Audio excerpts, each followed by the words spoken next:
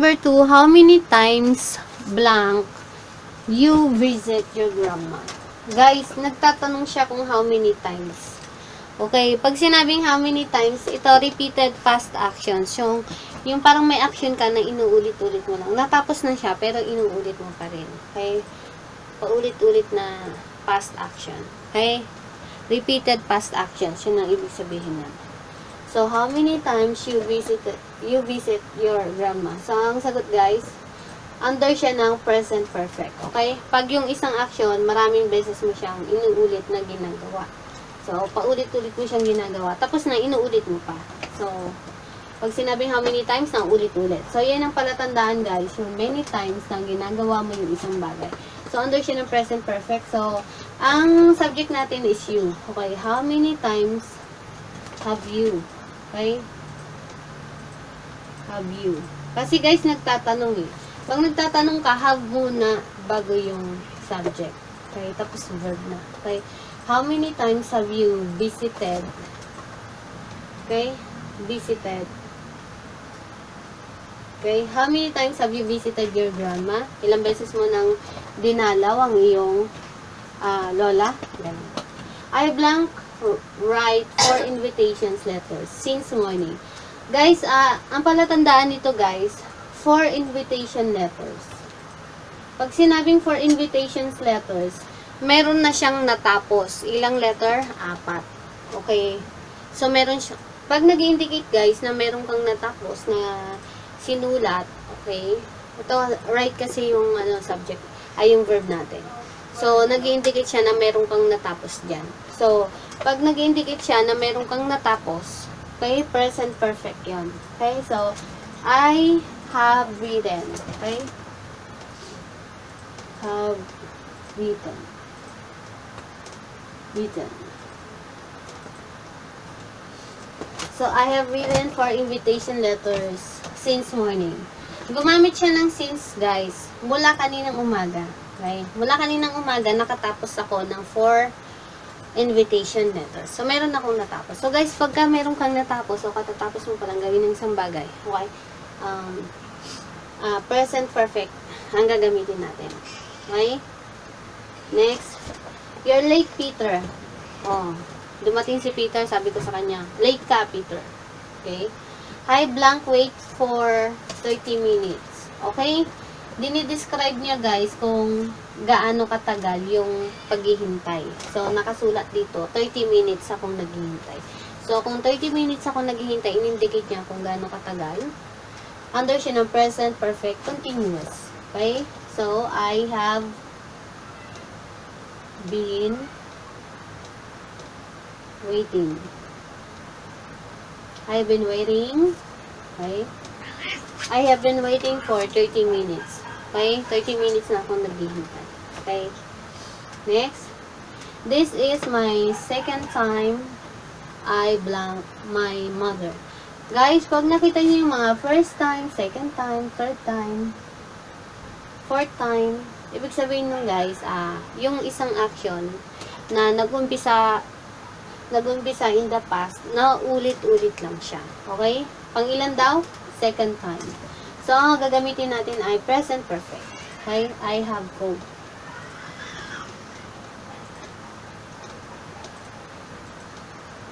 Okay? This is my second time I have called my mother. Okay? Ito na yung pangalawang beses ko ng pagtawag sa aking mother. So, natapos na yung una. Okay? Pangalawa ngayon. Okay? Pangalawa. Tapos, pwede pang may susunod. Okay? Ganun yung guys. Okay? Next, you blank eat 5 burgers today. Burgers today, 5 burgers. Pag sinabing 5 burgers, 5 burgers. Tapos may eat na verb. So, ibig sabihin, nakakain ka na ng 5 burgers. So, may natapos o wala? Meron, 5 burgers na nakain. Kung 5 burgers ang nakain, guys, present perfect. Okay? Kasi merong action na completed. Okay, natapos. So, you have eaten. Okay? You have eaten 5 burgers today. Okay? Ibig sabihin niyan, nakaubos ka o nakakain ka ng 5 burgers ngayon. Okay? Ngayon. Next. Ibig sabihin nung guys, nag-gets nyo, hindi namin niya dinidescribe kung ilang oras siyang kumakain. O kung kailan siya nag-umpisang kumain. Hindi rin niya dinescribe guys na nakatapos siya ng kumain kung anong oras. Okay? Kung kailan.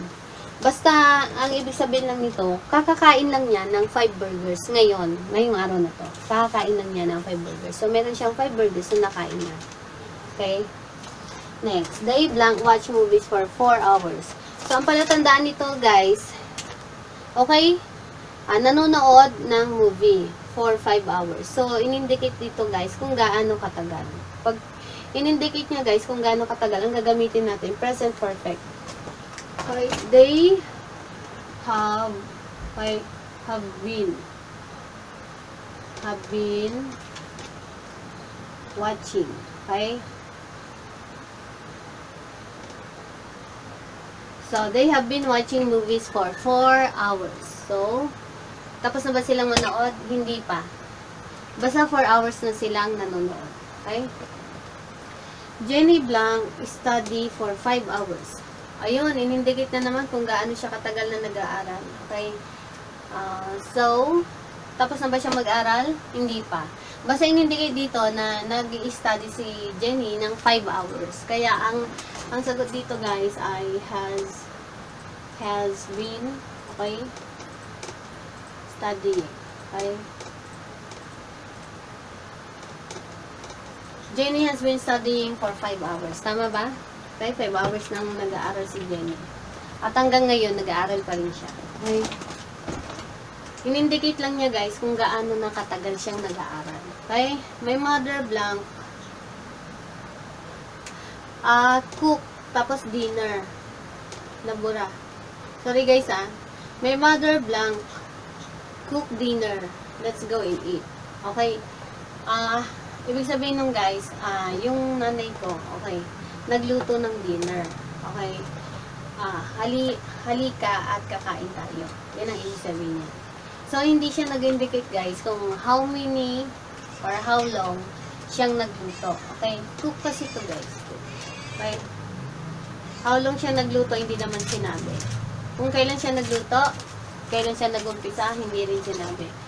So, basta guys, let's go and eat. Ibig sabihin, ready na yung pagkain. So, sinyalis yan guys na present perfect kasi merong katatapos lang na action. Ano yon? Has cooked. Okay? My mother has cooked. My mother has cooked dinner. Let's go and eat. Okay? Sorry guys, okay? Next, I blank eat lunch yet. Guys, pag sinabing yet, negative statement yan. Okay? Hindi pa. Ibig sabihin, hindi pa. Okay? Hindi pa nakakakain. In example ko kanina guys, na yung yet, matatagpuan mo yan sa present perfect. Okay? So, ang sagot dito guys, dahil hindi pa siya nakakakain, so, ang gagamitin natin dito ay I have plus not, okay? Plus eaten, okay? Dahil negative statement yung yet, after ng have, maglalagay ka ng not. Okay, plus, not. Plus yung past participle. So, I have not eaten lunch yet. Or, I haven't eaten lunch yet. Okay? So, ganun lang yung guys. Guys, ito yung karugtong ng test natin. Ang gagawin natin guys, pag tama yung sentence, lagyan natin ng check. Okay?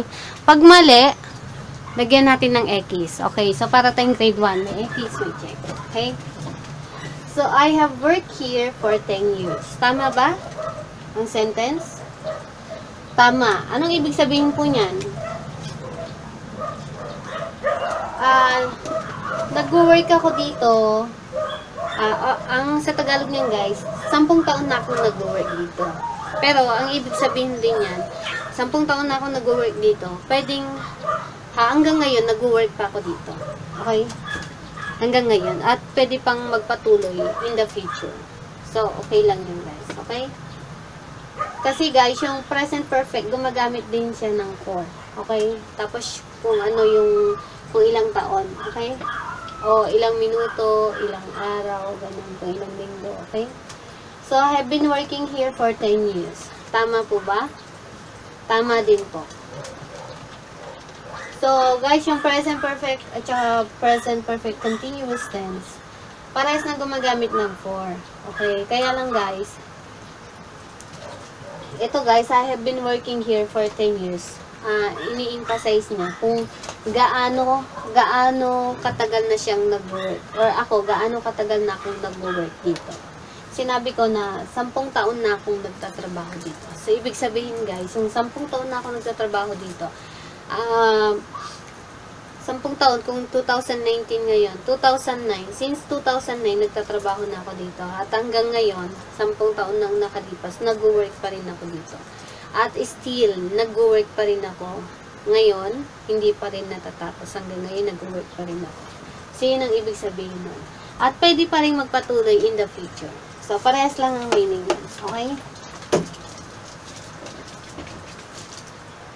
Pero guys, itong number 1, pwedeng I have worked here for 10 years. Pwedeng magpatuloy pa sa hinaharap or in the future. Pwedeng hanggang ngayon na lang. So, parang sinabi mo lang na I have worked here for 10 years. Okay, so nagtrabaho ako dito or 10 taon na ako nagtrabaho dito. Ganun lang yan, guys. So, dalawang ibig sabihin niya, guys, na I have worked here for 10 years. 10 taon na akong nagtatrabaho. 10 taon na akong nagtrabaho dito. Okay? So, yung 10 taon na yan, pwedeng, kasi pwede pa rin yung mag-continue. Sa pamamagitan ng sentence na ganyan, pwede pa ako magpatuloy sa pag-work or pwedeng hanggang ngayon na lang. Okay? Katatapos ko lang mag-work. So, parang ini-emphasize mo lang na 10 taon ka nang mag-work dito. Okay? So, nagets nyo, guys. Ito naman, itong number 2, ay in-emphasize mo kung gaano katagal. 10 taon na ako nagtatrabaho dito. Pero, ibig sabihin nito, hindi pa natatapos. Okay, hanggang ngayon, nag-work pa rin ako. Okay? So, ganun lang yan. So, next, I have been reading English novel books. Okay, I have been reading English novel books many times. So, guys, many times. Tandaan natin yung many times, yung paulit-ulit, yung paulit-ulit mong ginagawa yung action, under siya ng present perfect. So, I have been reading, hindi siya present perfect. Iba kasi yung form niya. I have read English novel books many times. So, under siya nito, guys. Ito. Okay? Kasi under siya ng present perfect. So, ito yung form niya. Have, okay? Plus past participle. Kasi yung past participle ng read is read. Parehas lang yun. Okay? Ito, guys, ay ito. Okay? Kasi, mali yung contraction, ay yung ano niya, form niya. Okay? Next. Tapos, under siya ng present perfect. Ito kasi, yung form na to, ang form nito, guys, present perfect continuous. Tapos, ito, guys, yung many times mong pagbabasa, under naman siya ng present perfect. Kasi, parang nagbabasa ka, paulit-ulit kang nagbabasa. Okay? So, natapos mo na, binabasa mo pa rin. Nakabasa ka na ng novel book, nakabasa ka na, nagbabasa ka pa rin. Okay? Next. I have been reading English novel books for many years. I have been reading English novel books for many years. Ito naman, guys, many years. Maraming taon na ikaw ay nagbabasa. So, ini-emphasize mo dyan, guys, kung gaano ka na katagal nagbabasa. So, under naman siya ng present perfect continuous. Okay? So, kung under siya ng, perfect continuous, okay? Present perfect continuous. So, dapat, ang,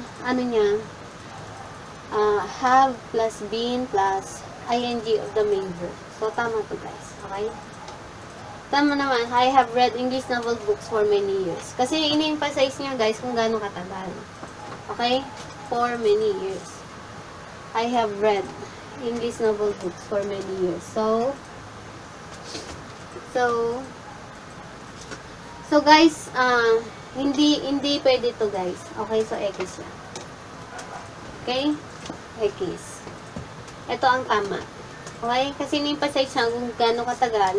So, dapat, kung gaano katagal kasi under siya ng present perfect. So, dapat yung form niya, present perfect din. Okay? Next, how long have you known Peter? Alin dyan ang tama? How long have you been knowing Peter? Gaano mo na katagal kakilala si Peter? Diba guys, pagka sinabing how long, pag nagtatanong ka ng how long, gaano katagal, under siya ng present perfect continuous tense. Okay. So, tignan natin kung anong tama dyan. Guys, kasi, itong know or known, okay? Diba yung know? Ito yan. Know. Okay? Tapos new. Okay? Tapos known. Okay? Yan yung past participle niya. Known. Okay? So, how long have you known Peter? Or how long have you been knowing Peter? Kasi guys, kung how long, under siya ng present perfect. So, dapat yung verb niya may ing. So, dapat ito ang tama guys. Kaya lang guys, yung known, under siya na non-action verb. Which is, ang ibig sabihin nung guys, pag under siya ng non-action verb, yung verb na yon hindi pwedeng lagyan ng ing under ng continuous tense. Okay? So, hindi siya magandang pakinggan. So, hindi pwedeng gamitin to guys. Kahit under siya ng present perfect. Okay? Tandaan nyo guys ha, may mga special na exempted to the rules. Okay? Exempted siya. Okay? Kasi yung salitang known, siya, non-action verb. Okay, so, how long have you known Peter? So, ito yung tama. So, guys, instead na under siya ng present perfect continuous tense, mapupunta tuloy siya dito sa present perfect tense. Okay? Yung niya. Kasi nga, non-action verb siya. Okay? Yan ang exempted to the rules. Okay? How long have you been writing the letter? Gaano mo na katagal sinusulat yung letter? Yun ang tanong niya. So, tama ba yung pagtatanong niya? Tama. Kasi guys, pag how long have you been writing the letter, under siya ng present perfect, continuous tense. Kasi ang pagtatanong dyan, how long, gaano katagal. Okay? Next, Peter has lived here since 1978. Peter has been living here since 1978. So guys, parehas na tama to guys Parang kaparehas lang din ito ng number 1 tsaka number 2. Ay, number 11, ito yung dalawang sentence na yan. Kasi guys, yung present perfect at saka present perfect continuous tense, parehas silang gumagamit ng since at saka for. Okay? Kung gaano katagal, nilalagay, halimbawa for 10 years, okay, for 10 years, parehas. Yung isa naman since, mula pa noong kung anong taon. Okay? So, ang ibig lang sabihin yan, nag-start in the past, nagpapatuloy siya hanggang ngayon, at pwede pang magpatuloy in the future. Okay? Kaya lang may mga minsan, may exemption. Ang ibig lang sabihin guys, sigurado na kapag under siya ng present perfect continuous, ito, present perfect continuous, siguradong dito pa rin siya nakatira hanggang ngayon. Pero itong nauna na sentence, dalawa ang pwedeng ibig sabihin niya. Pwedeng ngayon naalis na siya, tapos sinasabi lang niya na since 1978, dito na nakatira si Peter. Okay? Kaya sinabi niya kung kailan siya nag-umpisa na tumira. Pero sa isang banda, pwede pa rin siyang since 1978, dito na siya nakatira at mag-continue hanggang ngayon at hanggang sa hinaharap or in the future. Okay? So, yun ang gamit nun. So, parang dalawa lang, parehas lang ang ibig sabihin. Okay? So, parehas na tama to. Ito rin, parehas na tama. Okay? So, guys, marami pong dapat matutunan dito sa present perfect at saka present perfect continuous tense. Guys, tulad ng, meron pa yung guys, mga recently, lately, pag gumamit ka pa ng ever. So, hindi ko pa na-discuss lahat. So, Pag may time ako guys, i-discuss ko yung other topic tungkol sa tungkol sa dalawa na to. Okay? Kasi hindi pa kumpleto yung diniscuss ko ngayon guys. Lalo na yung pagtatanong, yung mga negative na pagtatanong, yung mga negative statement. Okay guys. So guys, at least meron kayong idea kung saan ginagamit yung present perfect at saka present perfect continuous tense guys. Okay?